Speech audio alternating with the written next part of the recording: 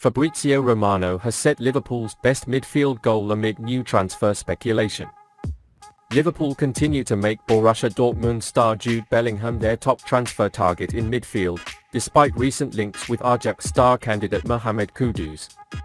Bellingham is an exciting young talent well known by Europe's top clubs so far, but Kudus also looks worthy of consideration after making a real impression for Ajax this season. If Liverpool sign multiple midfielders, which might not be such a bad idea, they could certainly do well to get Kudus next to Bellingham. Updating the Reds' search for a midfielder, transfer experto Romano said, Liverpool still have Jude Bellingham as their biggest target and contacts have already started. However, nothing concrete will happen until Borussia Dortmund decide their prices in 2023. The Reds are also linked to Mohammed Kudus, but there is nothing concrete about it at the moment. Kudus was close to joining Everton in the summer, but the deal collapsed as Ajax wanted to keep their best players after many other sales. Let's see if Liverpool decide to sign more than once in midfield, but for now I'm sure Bellingham will continue to be their top priority, said. We've been seeing some of the best young players in world football come in at Ajax for a long time, and Kudus looks like another one who could soon be poaching by a bigger club. Ajax has often lost their star players to Europe's elite, and Antony and Lisandro Martinez were among their last sales. Kudus was invited to the World Cup squad by Ghana and his performance against Portugal was impressive. He is particularly good with the ball and loves to dribble with him. He's a high shot player and doesn't hesitate to try long shots.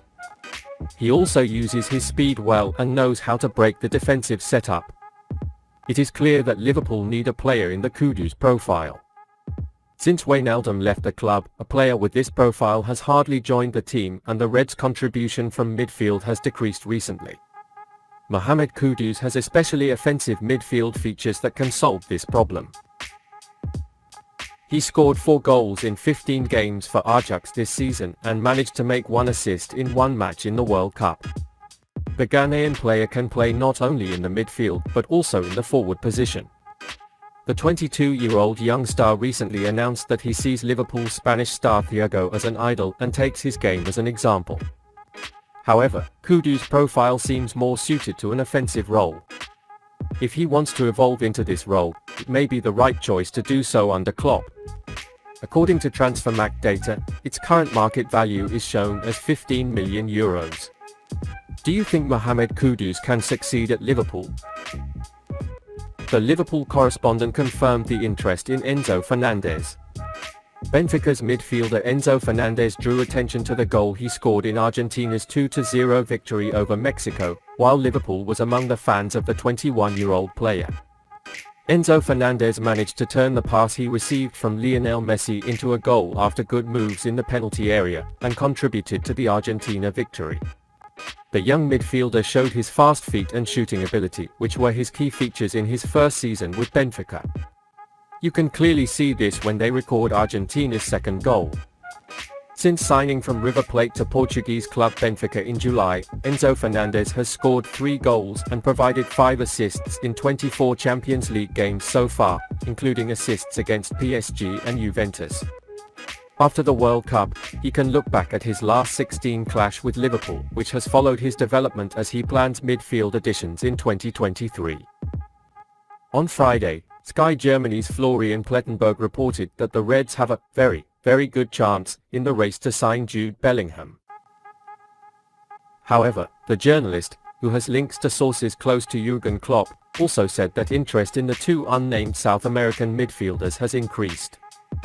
These were speculated to be Enzo Fernandez of Benfica, along with Moises Caicedo of Brighton, and an August report by Sky Sports' Melissa Reddy supports claims of interest in the Argentine.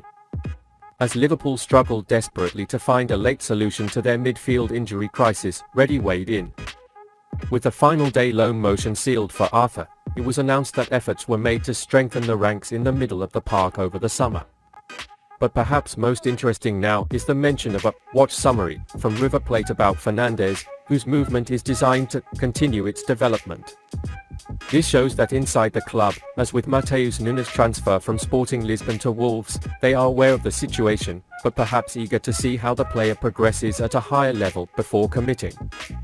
This stance has become a common stance for Liverpool in recent years, allowing them to take less risk on talent when they may have gambled in the past.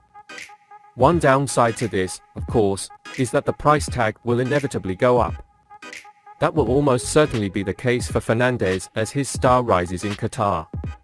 Benfica reinvested part of the £85 million from the sale of Darwin Nunez to sign Fernandez for up to £15.5 million, with a release clause of over £100 million negotiated into his contract.